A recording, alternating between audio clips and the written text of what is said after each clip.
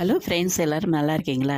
இன்று நம்ம பார்க்க போகிறது வந்து நிறைய பேருக்கு வந்து அதாவது நிறைய பேரை கவனித்து நல்லா பாருங்களேன். எது நடந்தாலும் சிரிப்பாங்க. அவங்களுக்கு ரொம்ப பெரிய கஷ்டம், மனசுக்குள்ளே ரொம்ப வேதனைகள் இருக்கும். அப்பயும் அந்த சிரித்த முகத்தோடு இருப்பாங்க. அதாவது சாதாரணமாக மகிழ்ச்சியாக இருக்கிறப்பையும் அவங்க மகிழ்ச்சியாக தான் இருப்பாங்க. சில பேர் தான் வந்து ஒரு சின்ன கஷ்டம் வந்தால் கூட அவங்களால தாங்க முடியாது. அந்த முகத்திலேயே தெரியும் அவங்க ஏதோ ஒரு கஷ்டத்தில் இருக்கிறாங்க, ஏதோ ஒரு பிரச்சனை அவங்க வீட்டில் இருக்குது. அதனால தான் அவங்க ரொம்ப டல்லாக, அதாவது அந்த ஃபேஸ் வந்து அகத்தின் அழகு முகத்தில் தெரியுங்கிற மாரி அந்த ஃபேஸ் வந்து காமிச்சு கொடுத்துரும். இவங்க ஏதோ ஒரு ப்ராப்ளத்தில் இருக்கிறாங்க. ஏன் டல்லாக இருக்கீங்க? உடம்பு சரியில்லையா? நம்ம கேட்குறோம் யாரையாச்சும் பார்த்துட்டு. ஏன் கேட்குறோம்? அவங்க அதாவது அந்த மனசு டல்லாகையில் அந்த முகத்தில் வந்து அது காமிச்சு கொடுத்துரும். அதனால் அவங்க வந்து ரொம்ப டல்லாக இருப்பாங்க. நம்ம எடுத்தோடனே முதல் கேள்வி, ஏன் ஒரு மாதிரி டல்லாக இருக்கீங்க, ஏதாச்சும் பிரச்சனையான்னு கேட்போம், இல்லை உடம்பு சரியில்லையான்னு கேட்போம். அதாவது துன்பம் வரும் வேலையில் வந்து சிரிங்கன்னு சொல்லி பாடி வச்சுருக்குறாங்க. நம்ம அதை செய்கிறதே கிடையாது. ஆனால் வந்து சில பேருக்கு இன்னொரு பழக்கமும் இருக்கும்.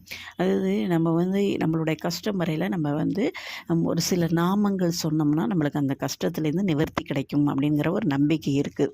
அந்த மாதிரி பார்த்திங்கன்னா நம்ம வந்து நம்ம பெருமாள் நாமங்கள் நிறைய தெரியும். சில பேர் சாப்பிடையிலே எடுத்து சர்வம் கிருஷ்ணார்ப்பணம்னு சொல்லி ஒரு ஒரு உருண்டை பிடிச்சி வைப்பாங்க. அப்படி தான் சாப்பிடுவாங்க. சாப்பிட உட்காரையில் நல்லா மனமார வேண்டிட்டு இந்த அதாவது இந்த சாப்பாடு இதெல்லாம் கொடுத்த கடவுளுக்கு ஒரு நன்றி சொல்லிவிட்டு அது ஒரு உருண்டை எடுத்து கிருஷ்ணான்னு சொல்லிட்டோ இல்லை சர்வம் கிருஷ்ணார்ப்பணம்னு சொல்லிட்டு சாப்பிடுவாங்க. அதுமாரி படுக்க போவேல பத்மநாபா அப்படின்னு சொல்லிட்டு படுப்பாங்க. வெளியில் போகும்போது திரிவிக்ரமா அப்படின்பாங்க.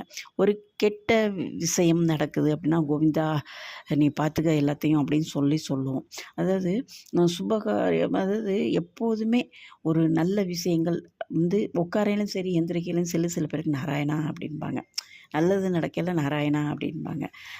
அதேமாரி மருந்து எடுத்துக்கிறோம். இப்போ மாத்திரைகள் எல்லாருமே சுகர்லேருந்து எல்லாத்துக்குமே டெய்லி மாத்திரை சாப்பிட்ணும். அப்போ மாத்திரை சாப்பிடையில மகாவிஷ்ணுவே எனக்கு நல்ல ஆரோக்கியத்தை கொடு, இந்த மாத்திரை சாப்பிட்றேன் எனக்கு சீக்கிரம் சரியாயிடணும், நல்லாயிடணும், இனிமேல் மாத்திரையை சாப்பிட்ற அளவுக்கு நம்ம உடம்பு நல்லாயிடணும் அப்படின்னு சொல்லி வேண்டிக்கிட்டு மகாவிஷ்ணு அப்படின்னு சொல்லலாம். அதாவது ஆரோக்கியமாக இருக்கணும் எப்போதுமே, நம்மளால பிரிஸ்காக ஆரோக்கியமாக இருக்கணும்னா மாதவா கேஷவா அப்படின்னு அந்த நாமத்தை சொல்லிகிட்டு இருந்தோம்னா நம்மளுக்கு வந்து உடலில் ஒரு ஆரோக்கியம் கிடைக்கும். அதுமாரி வந்து நம்ம வந்து நம்மளுடைய காக்கும் கடவுள் அவர் விஷ்ணுங்கிறவர் ஒரு காக்கிற கடவுள். அவருடைய நாமங்களை நம்ம உச்சரிக்க நான் சொன்னேன் பார்த்தீங்களா, சாப்பிட்றதுலேருந்து படுக்கிறதுலேருந்து வெளியில் போகிறதுலேருந்து உள்ளே வர்றதுலேருந்து கெட்ட விஷயங்கள்லேருந்து மருந்து சாப்பிடையில கூட உட்காந்து எந்திரிக்கையில் கூட அந்த விஷ்ணுவோட அந்த நாமாக்களை சொல்லிக்கிட்டு இருந்தோம்னா நம்மளுக்கு வந்து ஒரு உடம்பில் வந்து எந்த ஒரு புது பவர், ஒரு சக்தி கிடைக்கும். நம்ம நல்ல ஒரு என்றைக்குமே அந்த மூடு வந்து ஒரு சிரிச்ச முகத்தோடு நல்ல ஒரு இருப்போம். இதை நீங்கள் செஞ்சு பாருங்கள். எப்போதுமே நான் அதுக்கு தான் சொன்னேன், துன்பம் வரும் வேளையில் சிரிங்க அப்படிங்கிற மாதிரி நாமங்களை சொல்ல அதாவது அவர் காக்கும் கடவுள், நம்மளுக்கு ஒரு ப்ரொடக்ஷனாக இருக்கிறவர். அவரை வந்து நம்ம அவருடைய நாமங்களை சொல்ல நம்மளுக்குள்ளரையும் நல்ல ஒரு புது தெம்பு புத்துணர்ச்சி எல்லாம் கிடைக்கும். சொல்லி பார்த்துட்டு எனக்கு சொல்லுவீங்க நிச்சயமாக. இது பிடிச்சிருந்தால் லைக் பண்ணுங்கள், ஷேர் பண்ணுங்கள். மறக்காமல் எங்களுடைய சேனலை சப்ஸ்கிரைப் பண்ணுங்கள். எங்களுடைய பதிவை பார்த்த அனைவருக்கும் நன்றி. மீண்டும் ஒரு அருமையான பதிவுடன் சந்திக்கிறேன். நன்றி, வணக்கம்.